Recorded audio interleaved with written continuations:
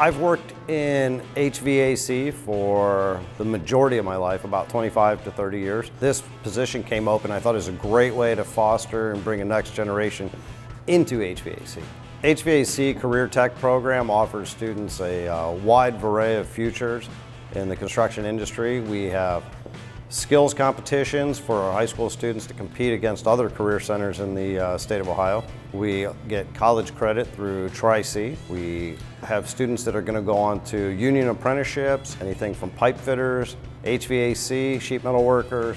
We have some that are going into the electric field. We have a vast array of different branches on the HVAC tree.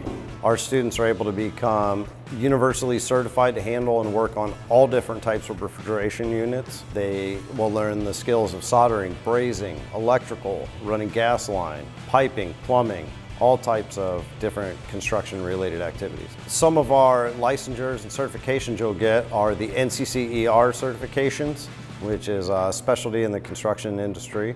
We get EPA 608 exams. We get a 10-hour OSHA card, CPR certified, the NATE ICE certifications that are a very strong industry credential.